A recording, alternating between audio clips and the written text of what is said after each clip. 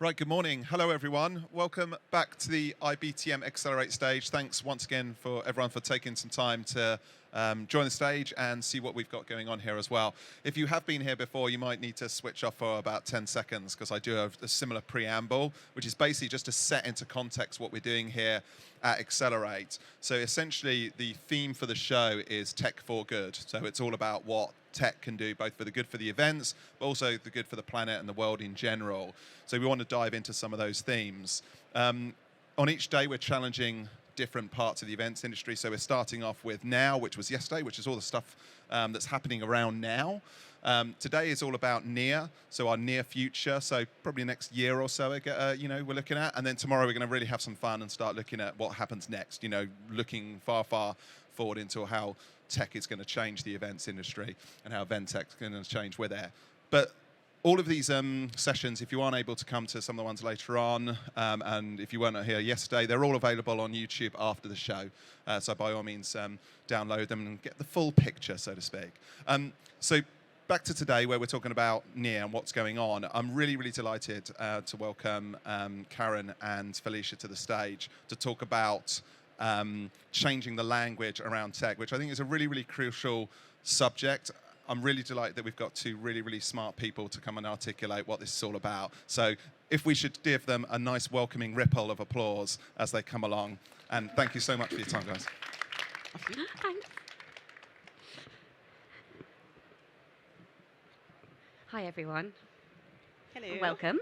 Hi, Felicia. I'm keeping my technology with me. Yeah, and I am too for my questions. The reason why I have my laptop is I'm actually a full confessed tech phobe. I struggle with the remote at home, and that's why we have Felicia here from Cvent, who will be able to help answer a lot of these questions. And I think, for many of us, tech can be complex at the best of times. And we're moving forward in this world when all these phrases are thrown around. And also the history of tech and our society, thinking about how we're moving forward and perhaps when some of this tech has been built, and how that can almost be a stumbling block in the way we approach things. And one of the things I was thinking about is, just a simple example of a drop-down menu. You still see sometimes on, platforms, male or female only in a select your gender, and that might be something that's just programmed in that's so old, and language that is perhaps we're moving away from for the good. But that's just a small example. And Felicia, marketing manager at Europe at Cvent, she's going to reflect on her background in tech, give us some examples of event tech and the language that's being used today, and discuss the future. And most importantly, talk about how it's being used for the good. I'm Karen Small. I'm the Relationship Director at Sleek Events, and I oversee client and supplier relationships for our tech and cloud-based clients, which I'm now told is an old language. So I'll be needing to change that. And like I said, I'm a bit of a tech phobe. I am a ex-corporate event planner myself. I've been in-house. I'm now an agency. And I would love to know a little bit more about what we're going to talk about today. So hopefully, if I'm the dummy, I'm definitely going to learn something, so the audience are going to learn something today. So first of all, Felicia, can you introduce yourself and rewind back to your experience in general technology?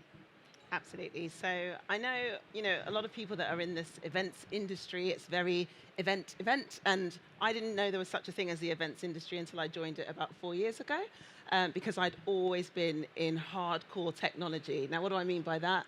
I started in a managed hosting company.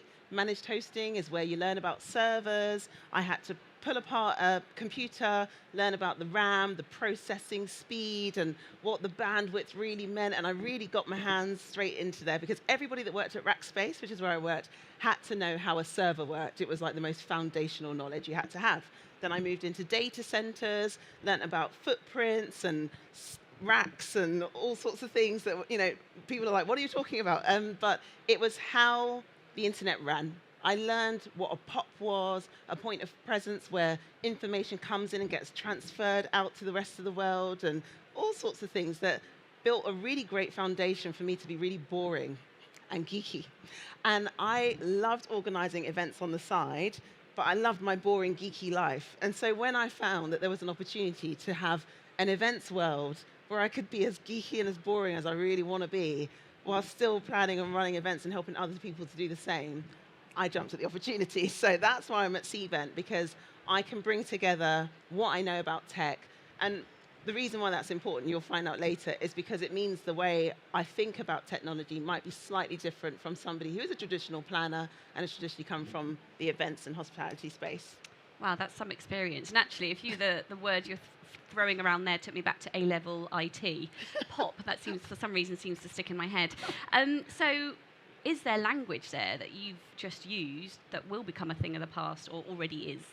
Yeah, so we were talking about cloud earlier, and it winds my mind back. So when I was in a managed hosting company, that's what it was. We were Rackspace managed hosting, that's it. It means that someone takes their business, puts it on a server, that company manages that server for you, and that's it. And they said, we'll never do anything else. This is who we are. This is what we're about. We build and we die on being a managed hosting company. And then suddenly they were, but maybe we were Rackspace, the cloud hosting company, because everybody started talking about the cloud. And it became the biggest buzzword going. Are you doing it in the cloud? Is he doing it in the cloud? And everyone's doing it. They're not really doing it. They're just saying they're doing it because they want to be cool. Yep. And now that's just normal. That's just life. Everything's cloud-based. I mean, even your music's on the cloud, isn't it? Absolutely. Everything's on the cloud. SoundCloud. There's all sorts of. You said your mum asked you where her pictures are on the cloud. Yeah, initially my mum was like, oh, it says my photos are going to the cloud. What is the cloud? Where are they going to live? And I said, it's all right, Mum. They're still available. It's somewhere. You don't even need to worry about it. And now that's become very obsolete. We don't really ask that question of like, so is my data going to live in the cloud? You just assume it probably will, and you find it somewhere. It's just going to come back to you. And I think it's similar things are happening in the event space as well. So you're saying some of this language that's been around, it's just developed and it's almost the same thing. Yeah, absolutely. Like now, we're hearing, there was this whole movement of, right, it's going virtual because it had to. We were forced. Then hybrid. And people are quite frankly scared of hybrid in probably a very similar way to they were scared of the cloud, because it seems really daunting. Are you telling me I have to suddenly run 2 events at the same time? That's what hybrid really means to me. But I think over time, and I've heard a few people say this, hybrid's just going to become like the cloud, where I'm having an event. And we're seeing that at Cvent a lot, where people are like, I'm having an event.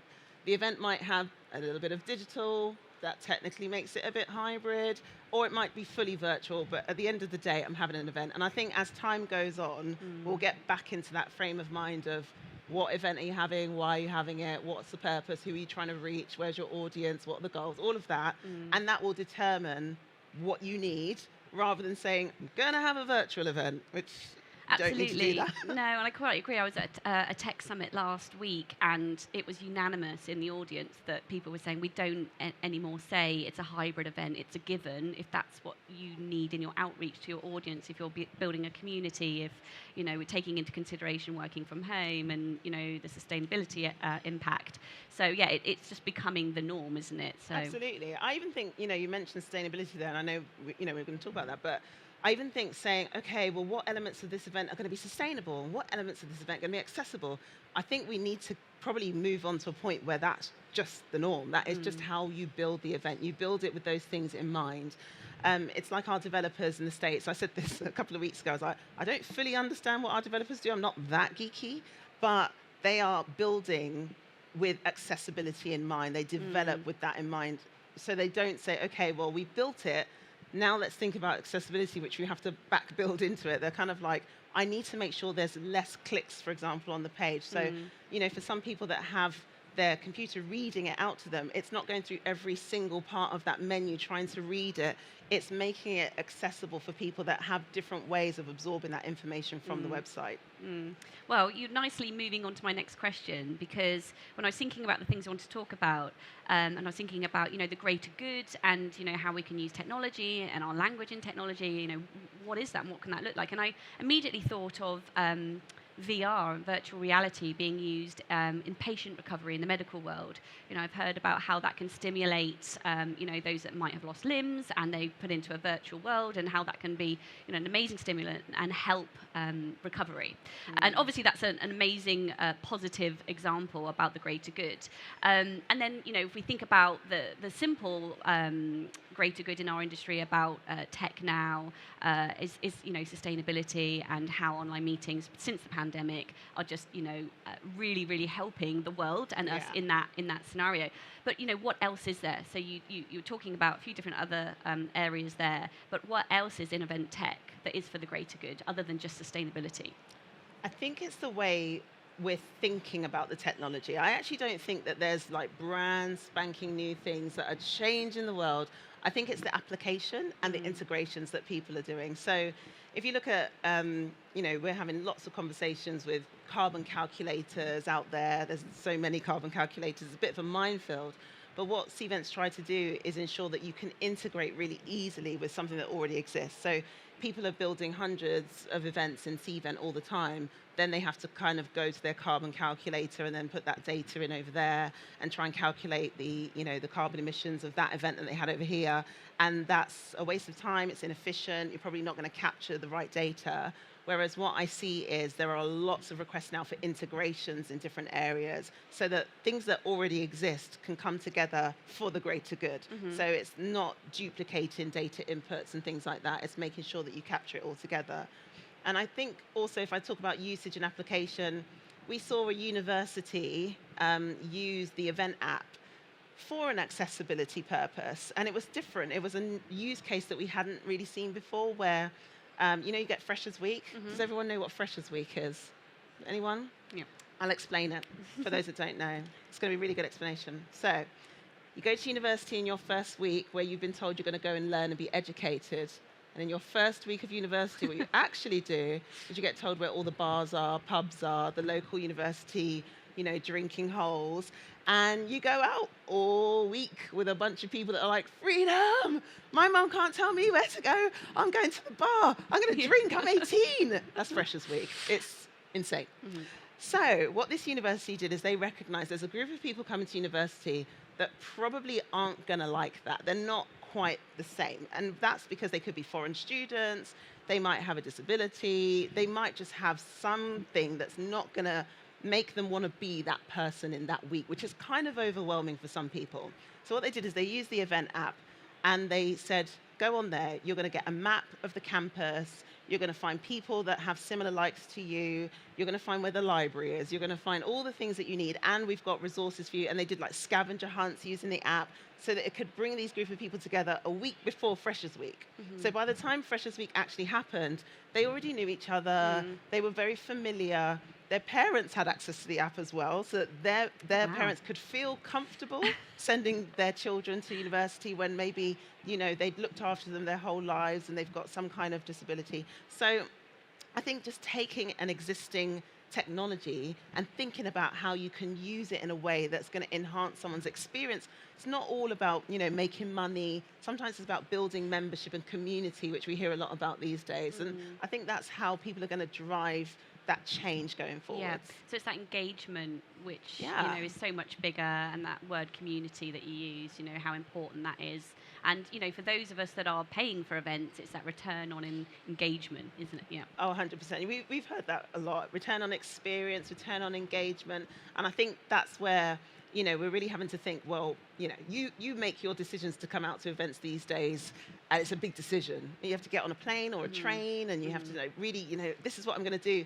So making those experiences accessible, even in that frame of the word, not accessible that we don't have, a way to get into it, but for everyone, we need a way to engage with other people, engage with the event. Yeah. So, and also be told information.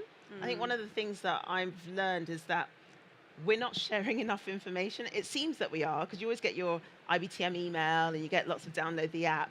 But actually, do you know how sustainable this event is? Do you know what you can do from an accessibility standpoint? Probably not, because we're not sharing those bits of information enough. And I think we can use technology to do that too, and get people to really think about it and change a culture of how people are thinking through the technology. Yeah, and making sure that we touch every delegate. That not everybody thinks and feels the same or is experiencing the same, and making sure that we can adapt to everybody. Yeah. So you told me about a lovely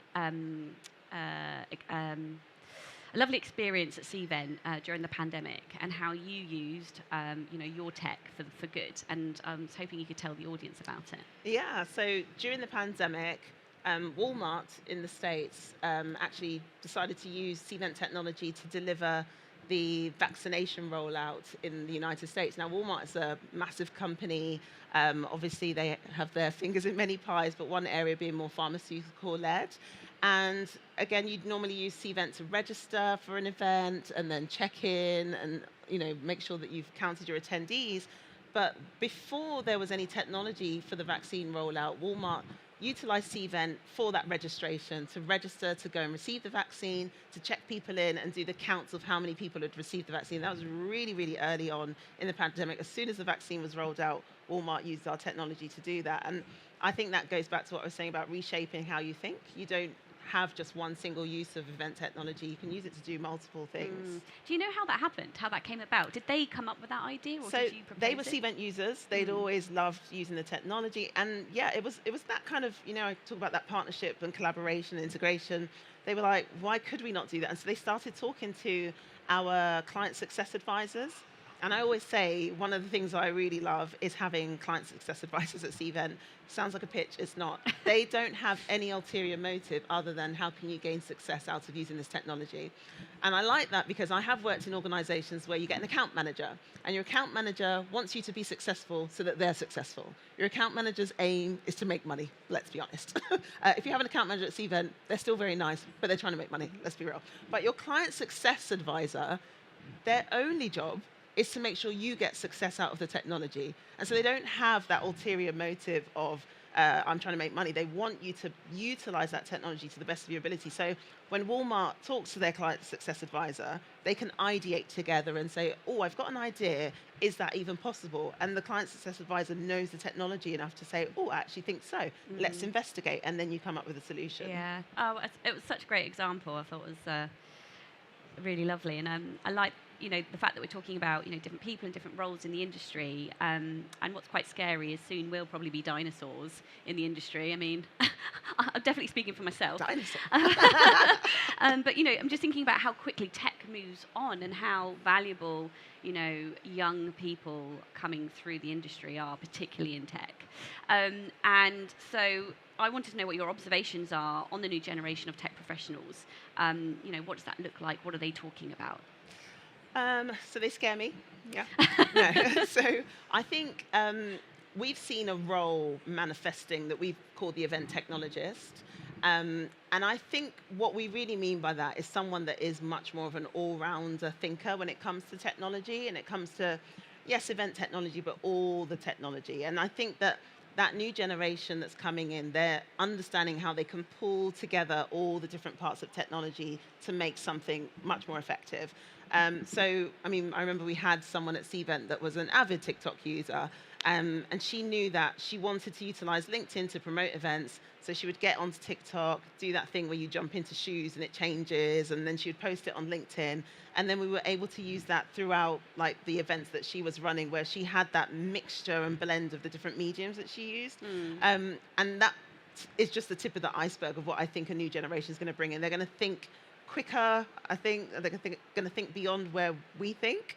I think we're very used to, you send an email and then you direct them to the website and then they go into the event and then they go home, you send them a pamphlet and that's it. Whereas I think they're much more, we need more than that. Where's the video? Where's the video before and after and during? And then what about shorter ones? And we're going to cut that up and make something else. And they'll understand how to use all the different parts together. I already have someone that's on my stand out there. She does it all the time. She came into the business as one thing. And she's like, well, actually, I might as well just learn how to use Cvent properly so I can build my own events. If I'm going to do that, I might as well build my own emails out on Marketo. And if I'm going to do that, I might as well. She just learns how to build in all the technology tools so that she's more effective. They're very good at teaching themselves. Oh my gosh, yeah. Yeah, and they sort of can seem to sort of integrate their brains into all these different applications. 100%. And when we wrote about the event technologies, we actually wrote about the event technologies in 2019 into 2020, so before the pandemic. And what we were observing is that the event technologists, a bit like our CSAs, our client success advisors, weren't just there saying, you need an app, or you need Reg, or you need this. They were like, if you're going to use an app, here's how to get the best out of the app. These event technologists know all the apps. So I'm not going to mention our competitors' names, because why would I do that? But they'll say, I've used this and that. here and there. That's what our competitors are called. You can look them up. And I've used Cvent. And actually, I've figured out that the best way for that to be effective is by using it in this way.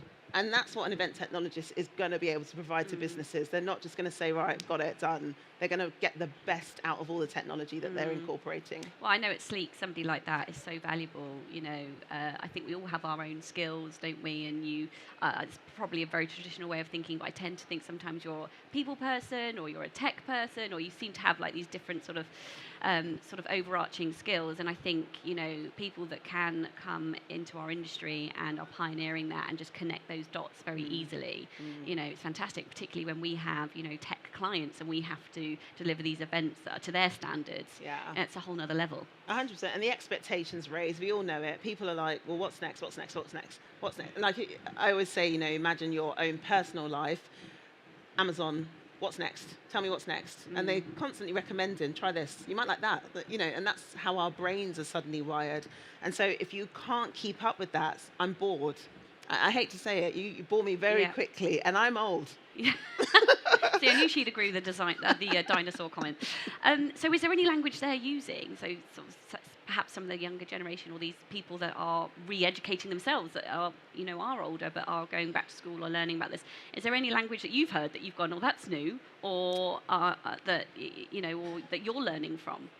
So if I'm being honest, I don't think anything's new. I think it's more that we're taking from maybe other industries and making it our norms. So I always used to use the example of RMTP links, codes. You need those keys to go into, you know, a particular place so you can get the stream to work. And I know early on when we were doing virtual, I had someone say to me, someone that we both know, Al, said, I didn't realize I had to put the RMTP link in here to get the stream to work. So I was like, go, the cameras were on, everything was on, and nothing streamed. And it's because that production understanding wasn't there early on. And I think it's those types of things that people are bringing in. Like, we had a whole argument at one point around Simu Live, Simu2 Live, what's really Simu, what's really like, all of that. And it's getting to that point where you understand what those things are. And I think it's much more of the digital language. And then the other thing to that is the marketer, the traditional marketer language that's easing its way into the event space. So we're talking about video on demand. Obviously, everybody knows what that is, but it's being conscious enough to say, I'm going to ensure that when that's captured, it immediately goes on demand. It's going to go in my content library so that people can get in there, download it, fill the form in after, you know, 5 seconds and all of that kind of stuff. I don't think my planners at Cvent were ever thinking about that before. And I think that's something, that's my realm, that's my marketer world, where I'm like, how am I going to get my leads? When will that capture? Where does it go? What database does that fill in? They weren't really thinking about that in a big way, whereas now they are. Okay, so I guess you're maybe already answering this, but so what does the future of event tech look like to you? So is it that we're mirroring these other industries, these other companies that we're going, okay, well, they're doing that. How do we do that, or how do we go beyond that? Yeah, I think it's going to look highly integrated. That would be the word that I would use, because I think it's going to be, you know, where we spoke about healthcare, fintech, sport tech, like all sorts of different technology is going to have to find its way to integrate with the event technology. This siloed approach where I take this, then this, then this, and this is not really going to help drive anything forwards, because people won't want to do that. Like I said, you know, I've got people getting into different systems. That's fine, but they must talk to each other. If our Marketo system didn't talk to Cvent, I would struggle to do my job right now, because I need to move at pace. I need automation. I need to be able to say, I have 5 segments of people that I'm trying to talk to, and I just need to put that into the automated system. I'm going to write it 5 times. I'm not going to go in and make 5 different, you know, instances of something. I just want things to automate and to work. Like things like AI, if you think about accessibility, you know, there is a cost involved in live transcription services, a high cost. I remember I was talking to someone recently, and they were saying, you know, if I have to have somebody doing live transcription, I can't have that person all day. I might have to give them a break. So then I need 2 of those. And then, you know, so then we look at AI and we look at how that can work. But I know that in the world of accessibility, some people don't like AI because it doesn't always get it quite right. So you have to find these balances. But if that didn't integrate with, like, Cvent, for example, what are we going to do? So Yeah. it has to all work together. Okay, so yeah, that's seamless integration, and I mean, really, that comes through experience and our growth and how many of us use that technology as well. Because some of us are still so far behind. Yeah. We're not actually delivering these ultra advanced events. Some of us are still using a projector and a screen. I mean, that's pretty old school, but it does go on, people. It does still go on. So we've talked a little bit about language in event tech. What more needs to be done to improve event tech language? Perhaps there's other providers out there that aren't doing it. And what does the future look and sound like with the language itself? So I think the future is based around those bigger issues that we've spoken about: accessibility, inclusion, sustainability. That language needs to work its way into what we do. There is a phrase that I'm never going to remember now. I'll have to look in my Slack, and that takes time, and you won't want that because it's boring. But there was this developer phrase that was coming in. People that are developers will know it, but it was about how you develop and a code and a standard that you have to develop to in technology to make sure it's accessible first. And right now, I don't understand the language. I don't know. I can't recall it. It's like WAYG something. It's like a guideline, but that's so far out there that I don't know it. And I'm sure most of you would be like, I don't know what she's talking about. But that's the kind of thing that should become really standardized. Of like, if we're thinking about technology, you should be able to ask your provider questions of like, when you were developing this, did you develop it with this in mind? Because that's going to make me really comfortable to use your technology, because I know I don't have to think about the accessibility. It's done. And that's how I think we're going to see a future. We were talking, about the cloud and all of that and the metaverse. And guy on my stand that delivered a presentation yesterday, he said, when people often think about the metaverse, they think about 3D. So you take this trade show and you suddenly make it 3D and it's the metaverse. And he's like, that's not it. I think of the metaverse as like, if I was going to Brazil in the metaverse, I'm in Brazil. And then all of a sudden I can click a button and speak to a representative, because you can do whatever you like in there. But right now, everything seems so out there. We're all just like, what's the metaverse? What's developing in, with accessibility? What is that? It's just so far. I just need an app. We're still at I think we're still at the phase right now where like, I just need reg. I just need an app. That's it. Yeah. And you were talking about drop downs. That's actually for the person building to think about. It's not actually for Cvent to really think about. We can suggest. But that's so simple, isn't it? It's so and simple. it's one of the things that as a delegate, it's one of the first things we see about, yes, we see the marketing, and I know there's clever ways about how you can market to all different people and preferences and personas. But, the first interaction we'll have at an event normally is some kind of registration. We have to enter our details. And sometimes it's, even within our own events in the industry, we're getting to these registration pages, and some of the language is just not advanced enough. And is that because it's just been programmed, it's old, it just hasn't been updated? Well, it's almost like the comment I just made. It's not really, traditionally, it hasn't been for us to think about. It's for the organizer to think about, because they can put in all of the things they need. But I think what we might need to consider is that as a provider, we by design and as a standard, make it what we think it should be. And it's almost like, if you really want to, you'd have to turn it back. Yeah. Do you see what I mean? Yeah. Because really an organizer can come in and say, right, I want this, that, and the other. But I think what we can do is say, we'll start you here, and you shouldn't go backwards. Yeah. We'll start where you need to be, So really, organisers need to be thinking about this from the forefront and speaking to all of their suppliers. How do we change the language? How do we include everybody? How do we make sure that we're at the forefront? And so that actually, if they're controlling that and at least starting the conversation, it's then going to come through in every touch point of the event. 100%. It's the same with what I said about that sustainability integration. If we do that first, then we say as default, your event will be measured. Almost. That would be amazing to get to, because then you can't do it without being measured. You can't do it without that accessible language. It just is the standard. So I think that would be a nice point for us to get to in the future. So it sounds like suppliers are very aware of it. They're doing all the work in the background, all the legwork, but perhaps planners need to be at the forefront of thinking about this and instigating those conversations to make sure it's seamless throughout the experience. I think so. I think that working together, that collaboration that I was talking about earlier, that Walmart story of them saying, I've got an idea, what if we did this? We'll absolutely take it on. Okay. Great. Well, I think that's our time. Is there any questions in the audience for any of us? Yes, this gentleman here. Hang on, we've got a mic coming to you.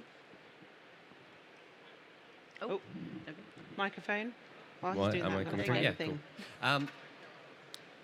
Speaking of the younger generation, and you've got TikTok and Instagram Reels, even YouTube now, we've got to YouTube Shorts. Do you think overall our attention span is reducing, and do you think that we should start designing events that way to cater to that? So I think our attention span can take what it can take. And I say that because when you're in the mood to reel and reel and reel, I don't know if anyone does this action here. When you're in that mood, then yeah, that's all you've got time for. That's all you want to do is keep going, keep going, keep going.